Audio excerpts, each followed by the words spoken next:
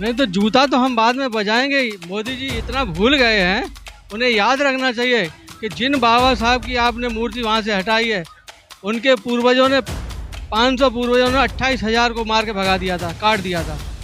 और हम लोकतंत्र में काटने मारने की बात कहाँ चल रही है? ये मरने करो या मरो वाला है।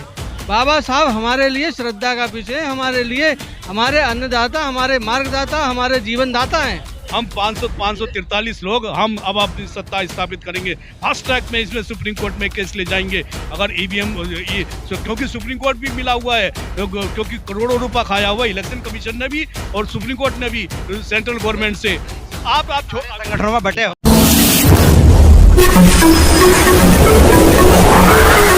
मैं एम नफीस रशीद, आप देख रहे हैं भारत न्यूज 247। आज 26 जून है और 26 जून के दिन यानी कहीं बारिश हुई है, कहीं गर्मी हुई है और गर्मी भी बेतहाशा हुई है, पर फिर भी जंतर मंतर पर अम्बेडकरवादी लोग पहुंच गए हैं और पूरी तरह से नारा लगाते हुए कह रहे हैं कि भाई जय भीम तो है ही है, पर प्रतिमा हटने नहीं देंगे संसद से। जो प्रतिमा बाबा साहब की हटाई गई है संसद से, उसको लेकर भारी आक्रोश यानी कि दलित समुदाय में दिख रहा है। बात करते हैं हरीश जी, आप लोग यहाँ सब आए हैं प्रतिमा के समर्थन में कि प्रतिमा जो हटाई गई है उसको वहीं लगाना चाहिए, दोबारा से स्थापित करना चाहिए। संख्या बड़ी विचलित वाली है। मैं नहीं कहूँगा कि ये संख्या इतनी है कि इस पे सारा दारोमदार हो जाए। ऐसा क्यों? क्या कह सकते हैं कि धड़ों में बटे हुए हैं दलित समुदाय के लोग? नहीं, धड़ों में तो दलित समुदाय बटा है, लेकिन धीमे धीमे अगर बाबा साहब की प्रतिमा को के साथ ये इन्होंने कृत्य किया है, तो उस कृत्य के हिसाब से आज जो 26 तारीख को यहाँ लोग धड़ों में दिखाई दे रहे हैं, कल हो सकता है किसी हमारे मंच पर दिखाई दे जाएं, राष्ट्रीय जूता ब्रिगेड पर दिखाई दे जाएं, अम्बेडकर समाज पार्टी बना दिखाएं, राष्ट्रीय जूता ब्रिगेड के मंच पर दिखाई दे जाएं।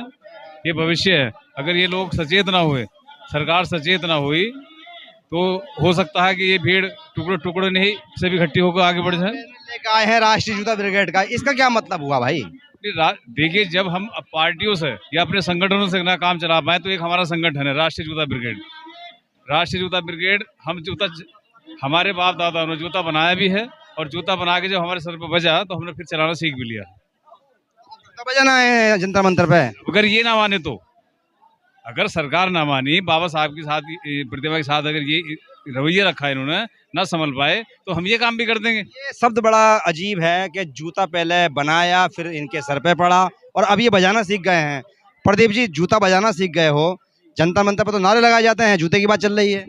नहीं तो जूता तो हम बाद में बजाएंगे ही। मोदी जी इतना भूल गए हैं, उन्हें याद रखना चाहिए कि जिन बाबा साहब की आपने मूर्ति वहाँ से हटाई है, उनके पूर्वजों ने 500 पूर्वजों ने 28,000 को मार के भगा दिया था, काट दिया था। और हम लोकतंत्र में काटने मारने की बात कहाँ चल रही है? ये मरने करो या मरो वाला है। बाबा साहब हमारे लिए श्रद्धा का विषय, हमारे लिए, हमारे अन्नदाता, हमारे मार्गदाता, हमारे जीवनदाता हैं। और ऐसी स्थिति में हम अपने महापुरुषों को भूलें? कहना यह है कि प्रतिमा को वहाँ से हटाकर एक सुरक्षित जगह पर लगाई गई है, सबकी प्रतिमाएं हो गई। अभी तक इतने सालों से क्या सुरक्षित थी ये? इस पे कौन सी यहाँ पे लोग नहीं तैयार हुई है? हम तो कहते हैं नई संसद में दूसरी लगाओ। पार्किंग की जरूरत है। नहीं, पार्किंग की जरूरत केवल यहीं पे है क्या? पार्किंग कहीं और बनाओ। बाबा साहब की जगह रह गई है, ये भूल गए। गांधी जी की भी हटी है ना? सुनिए, गांधी जी की हटी है, गांधी जी की भी गलत हटाई है। ये हमारे इंडियन आइकन है और बाबा साहब तो पूरे देश, पूरी दुनिया के आइकन है। सारी दुनिया बाबा साहब की प्रतिमा लगा रही है और ये खुरापाती आतंकवादी हमारे बाबा साहब की मूर्ति हटा रहे हैं। ये शायद भूल जाते हैं। आतंकवादी कह रहे हैं? यस, ये आतंकवादी है। इसके टाइम्स मैगजीन में छपा था कि इसने जो है गोधरा कांड कराया था, आज तक खुला नहीं है। और ये क्या ना पुलवामा का कराया, वो भी नहीं खुला। क्यों नहीं खुला? तुम 10 साल से काबिज हो, खुलना चाहिए। हम ये कहना चाहते हैं, हम उस वंश के लोग हैं, बर्दाश्त नहीं करेंगे जिस वंश के ऊधम सिंह जी ने लंदन में जाके डायर को मारा था, उस वंश के लोग हैं हम। इसमें हम मर जाएंगे। ये बड़ी कहानी बहुत ऊपर तक जा रही है, बड़ी इनकी खतरनाक बातें कर रहे हैं। गुस्से में बहुत लोग हैं ये लोग। बात यार जूता ब्रिगेड का बैनर बना के लाए हो और बात भी मारने काटने की कर रहे हो। दलित समुदाय तो ऐसी बात नहीं करता कभी भी। साल लोग समझाते नहीं समझिए, अब जूता ब्रिगेड ही काम करेगी अपना। बहुत साल बहुत मोहब्बत से बात समझा दिया, नहीं हुआ। हमारे विश्व का सबसे बड़ा प्रजातंत्र हमारा देश इंडिया, जो वर्ल्ड का सबसे बड़ा, और यहाँ पर इसको क्या बना दिया, अपने कब्जे में किया हुआ मोदी सरकार ने। और हम मोदी को उखाड़ फेंकेंगे अब, क्योंकि ईवीएम की चोरी कर ये आया है। ये हार रहे थे, इन लोगों को 40 वोट भी नहीं मिलती, 40 सीटें भी नहीं मिलती, जबरदस्ती चुनाव आयोग ने इनको जिताया, हेरा फेरी करके।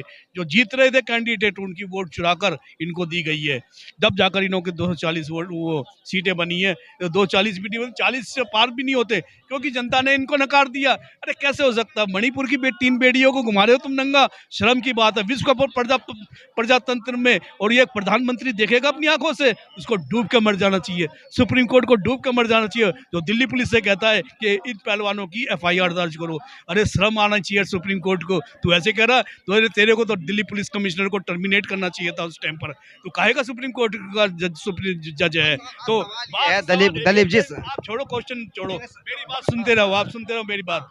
अब ये देश हमारे हाथ में आएगा, बहुजन समाज के साथ हाथ में। हम SC ST OBC सिख मुस्लिम ईसाई बौद्ध पारसी सभी इस देश में ईवीएम को उखाड़ फेंके। आप छोड़ो, आप अपनी बात, आप अभी छोड़ो अपनी बातों को। हम 543 लोग हम अब अपनी सत्ता स्थापित करेंगे, फास्ट ट्रैक में इसमें सुप्रीम कोर्ट में केस ले जाएंगे। अगर ईवीएम क्योंकि सुप्रीम कोर्ट भी मिला हुआ है, क्योंकि करोड़ों रुपया खाया हुआ इलेक्शन कमीशन ने भी और सुप्रीम कोर्ट ने भी सेंट्रल गवर्नमेंट से।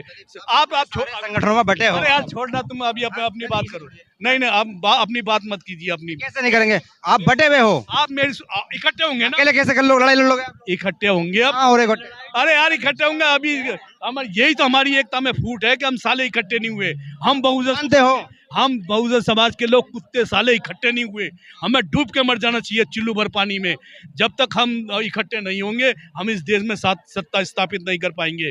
और मेरी बहुजन समाज के सभी लोगों से, देखिए अब समय आ गया है, अब तो जाग जाओ। 75 साल से गुलामी बन गए, आज़ादी के बाद भी अंबेडकर साहब ने कहा संविधान देश को संभालो को उन्होंने इशारा करके बताया, फिर भी हम निकम्मे नहीं कर पाए। अब समय आपके हाथ में, ईवीएम को उखाड़ फेंको, फास्ट ट्रैक पर सुप्रीम कोर्ट में जाइए।